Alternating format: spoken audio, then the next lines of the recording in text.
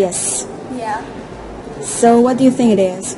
I think that it's a person who is addicted to the internet. I don't know, looking stuff up, talking. Yeah, looking stuff up. Yes. Okay, do you think that you're addicted? No, I'm not. I don't use the internet very much, except for school. Yes. So what do you think it is? A lot of people have too much time on their hands. They don't have anything to do but just be on the internet all the time. Yeah, they'd rather be connected to technology than other people. Yes.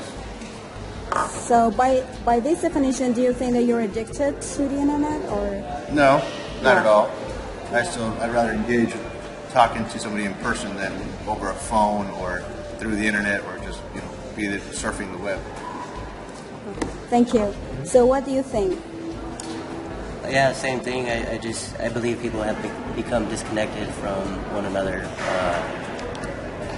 They don't necessarily know how to communicate. I was actually talking about this earlier, where people think that it's weird that people kind of stare around instead of constantly on their phone nowadays. If you don't have your phone out and you're just looking around, people are like, that guy's weird, he's creeping me out, but it's normal. I think it's just, you can't separate yourself. You can't separate yourself from the internet because most people use it now, so it's just hard not to watch videos or play games. And it also helps you with your assignments, so it's kind of just part of school too.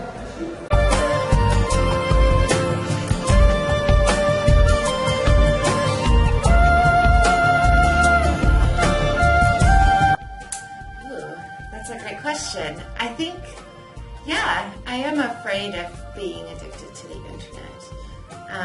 One of the things that I think a lot about is that when I go to bed at night, instead of reading a book, I will get on my phone and check everything, and I realize that that's really unhealthy. I think that the light in the screen is really bad for your natural sleep habits. Yes. And just the fact that I think it also, you're reading news and you're reading Facebook and stuff like that, and it just gets your mind going, and it's not really doing exactly the opposite of what you should be doing when you're trying to fall asleep.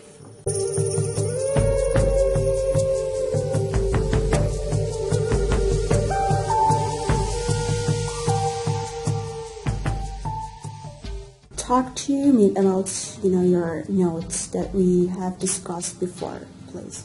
Oh, okay. Well, I believe I shared about how I've been pretty intentional about talking with my children about their use of mobile devices, mostly to use either social media or their internet use. And the strategies that I've used with them are just having open dialogue about the kinds of things that they can find online and what's appropriate and what's not, and really going with their gut and trusting their instincts, that if something feels uncomfortable, to turn it off and to come and talk with me. So I think the open communication piece is really important.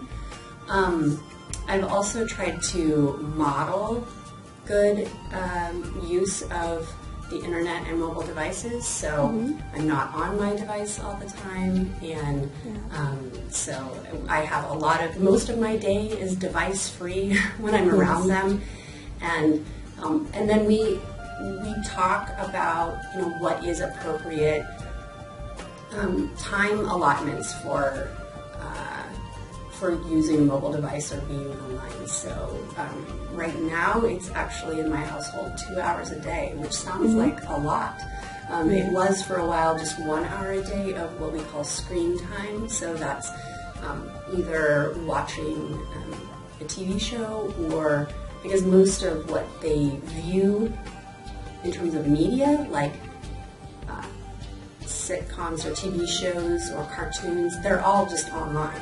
So there's no distinction between entertainment and and internet use, right? Exactly. It's the same thing.